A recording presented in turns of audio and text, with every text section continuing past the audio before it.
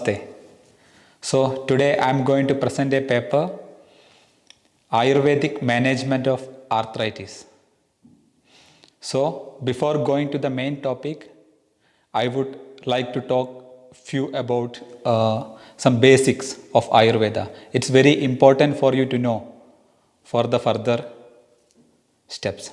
So first of all, Ayurveda is an ancient Indian system of medicine. So it is more than 5000 years old, but still people are practicing it and getting benefit from this science. So it is timely proven. So most of the text of Ayurveda is explained in Sanskrit language. So I'll be using few Sanskrit terms here, which is very important and necessary, but anyway there will be translation. Yeah, so Ayurveda is derived from two root words, means Ayu and Veda. Ayu means life and Veda means the science or knowledge. So Ayurveda means the science or the knowledge or the wisdom of life. So Ayurveda is not only treating the diseases, it's a way of living with the nature, or it is considered as holistic way of healing, holistic system of healing. So there are mainly two objectives of Ayurveda. So first one is prevention. So all of you might have heard this. Prevention is better than cure. So prevention is the first objective of Ayurveda. Then comes, even though if you have taken all the measures for the prevention, but still if you are like affected with some health problem, then how to manage it? Then comes the second objective, that is eradication of the diseases. Now, so this is the main two objectives. Now we will discuss about the few basic principles. So the first one is about Pancha Mahabhuta or 5 elements, and the second is about the 3 doshas, and next is about the 7 dhadus or 7 tissues. So first of all, the 5 elements theory. So according to the Eastern philosophy and Ayurveda, each and everything in this world, in this universe, whether it is living or non-living, everything is created by these 5 elements. So this is the base. So what are these 5 elements? So the first one is Akasha, space or ether. And the second one is Vayu, air element. Then the third one is Agni, fire element. And fourth one is Jala, water element. And fifth one, Prithvi, earth element. So these are the 5 elements. Then next comes 3 doshas. So what are 3 doshas? 3 doshas are the biological derivatives of these 5 elements. So Vata, Pitta and Kapha are the 3 doshas. So these are the basic energy or life force. So Vata is combination of air and space element. Then Pitta is combination of fire and water element. And Kapha is combination of water and earth element. So now if these 3 doshas are in an equilibrium or in a balanced state, then the person is said to be healthy. And any imbalance of these doshas leads to diseases. So next comes dhadus, 7 dhadus. So these dhadus are tissues. So like dhadus are the structure which make up the body. So like what are they? Rasa, Rakta, Mamsa, Meda, Asti, Majja and Shukra. These are the 7 dhadus.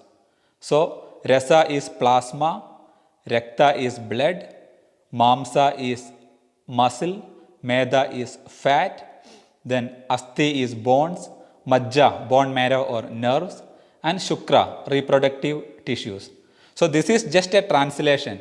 In Vedic literature, the meaning is beyond something that full I cannot explain to you, but I will try my best. So like these dhadus, like these forms, like from Rasa, Rakta, then from the Rakta, from the blood, like Mamsa, then from the Mamsa, from the fat, from the muscles, fat, Meda, and then Asti, bones get nutrition from this Meda, from the fat, then bone marrow get nutrition from this Asti, the bones. Like this it goes. So These dhadus are the sites where the vitiated dosha enters and causing the diseases. So if you know dhadus and the doshas well, then according to the symptoms, you can treat the disease. So now here in this context, like I'm talking about arthritis, so I'm focusing more about the asti dhatu. So it's very important to know about asti dhatu. Asti means bones and joints. So what is asti dhatu? According to Ayurveda, asti dhatu is the like bone tissue which gives structure to the body, structure to the physical body. And definition of asti dhatu is that asti dhatu is which lives inside the mamsa or covered by the fat. And according to Ayurveda, according to Charaka and Vagbada, they are the scholars of Ayurveda, there are 360 numbers of asti, bones are there. And according to Susruta is one of the very famous scholar, Ayurvedic scholar, and he is known as father of surgery. According to him, there are 300 bones in our body. And according to modern science, there are 206 bones. And this asti dhatu is predominantly made up of earth element. And asti dhatu is considered as one of the favorite site of vata dosha. And kapha dosha is also there. Yeah. Now we will see the formation of this asti dhatu. So according to Ayurveda, it is explained that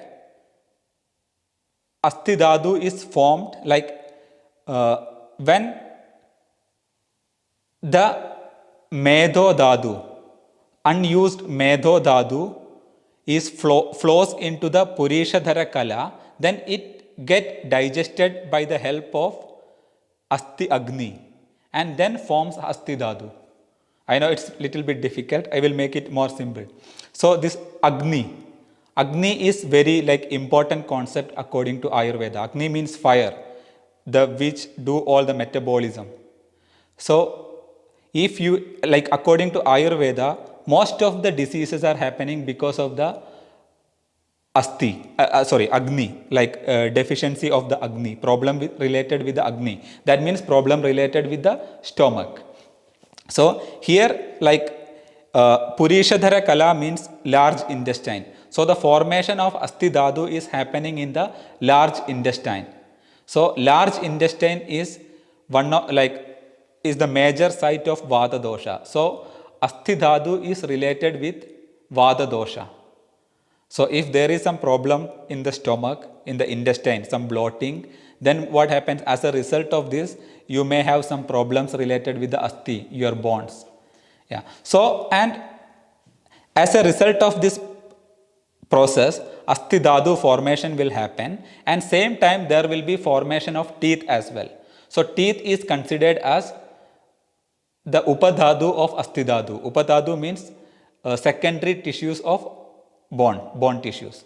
Yeah. And as a result of this metabolism, there will be some waste products, mala. So the hair and nails are forming as a waste product of this metabolism.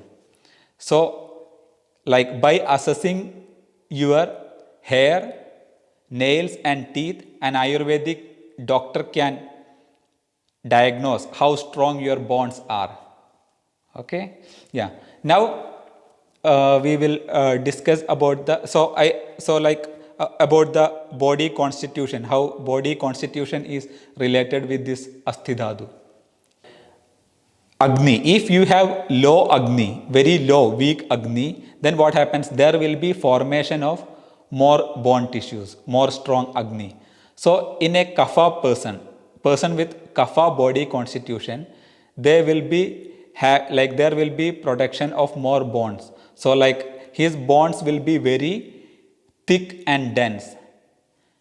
And person with Pitta body constitution, they will be having very strong fire. So like very high fire. Like so what happens? Higher fire. So what happens? Like there will be metabolism. So usually their bones will be very weak and thin. And in Vata person with Vata body constitution, their fire always varies. So their bonds will be very fragile and very thin. Yeah. So this is about the body relation with the body constitution. Yeah. And in general, like if there is excessive kapha, then there will be more growth of bonds. And if there is excessive air element or vata, the bonds will be very weak and very thin. So now we will discuss about the pathology. So if there is imbalance of vata dosha, then what happens? Then the bonds will become very fragile and thin. So like you can hear like some noise from the bones and the joints and cracking sound and like easy to break. Then if there is imbalance of pitta dosha, then what happens? There will be inflammation and infection in the joints. And if there is kapha imbalance, there will be like the bones will become more dense and thick. There will be growth of bones, etc. Yeah, this is the pathology. And then comes what more complication. Like if there is involvement of more doshas, 2 or 3 doshas, then it is Sannipadaja condition, then arthritis. So now we will discuss about the arthritis. So according to Ayurveda and modern science, there are 2 types of arthritis, mainly 2 types of arthritis. So what are they? One is osteoarthritis and the second one is rheumatic arthritis. So like osteoarthritis is considered as Sandhigata Vada in Ayurveda, and rheumatoid arthritis is considered as Amavata. So first we will discuss about Sandhigata Vada or osteoarthritis.